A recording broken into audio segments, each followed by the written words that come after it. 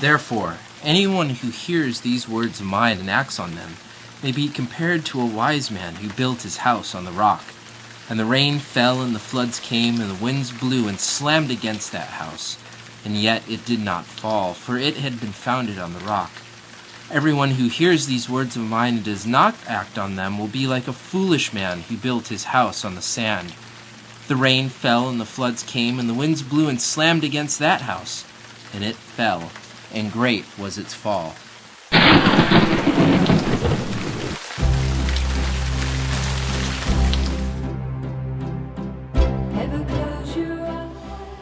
Those words of Jesus from Matthew's Gospel are a poignant reminder that any attempt to live a life apart from a solid biblical foundation will lead to frustration and ultimately ruin. So as part of being a transformational church where we seek to grow both in breadth and depth, we're going to be offering 4 classes as part of ABI, the Ambassador Bible Institute.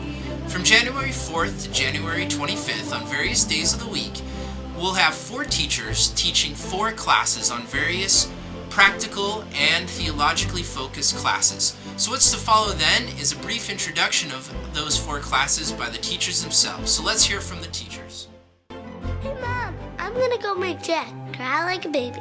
I'm gonna make a scene at the grocery store, right in the checkout aisle. At bedtime tonight, it might get ugly. I don't even know what I'm capable of.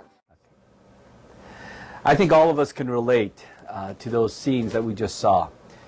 I think as parents we struggle with the question, how do we raise our children the best way? Well, the Bible gives us a great prescription on how to do that. So if you want to know how to discipline and how to raise your children, join me on Sunday night as we explore the topic of biblical discipline. Hi, I'm Jonathan Hoffman, and I'll be teaching a course with Leroy Benson titled A Hitchhiker's Guide to Church History. This course is designed to familiarize you with the major developments of Christianity throughout history, from the time of Jesus and the apostles to the present. Now, why would you want to study a course on church history? Well, that's a good question. I know many of us find history boring. Well, I trust that you will find it to be exactly the opposite. We get to learn from the lives of sinner saints, people who walked with God, and we'll learn things to repeat and things not to repeat. We'll also gain a better understanding of how we came to be the modern church today and see how God has been moving throughout that time. One more reason to study church history. All history is God's history. In Galatians 4, the apostle writes that Jesus was born in the fullness of time. That means that it's the exact proper time God decided Jesus should come into the world. Well, he decided the same for you and for me and for all those who've gone before us. God was not just at work in the Bible. He's been at work before and after those documents were written. So study them together with us. We'll be meeting Monday nights, 7 p.m. to 8:30 p.m. Hope to see you there. Hi, I'm Josh Carroll, and this time for ABI I'm going to be offering a class on spiritual formation. We're going to be discussing how theology and how the different aspects of who God is and who you are and how you guys work together, God and you work together to be formed spiritually. We're going to talk about what walking as a Christian really is. Is it just about getting saved and then you don't have to do anything else? Or is there something more? We're going to be talking about sanctification, the theology behind that, the way we grow as Christians, the way we grow and we be conformed to the image of Christ.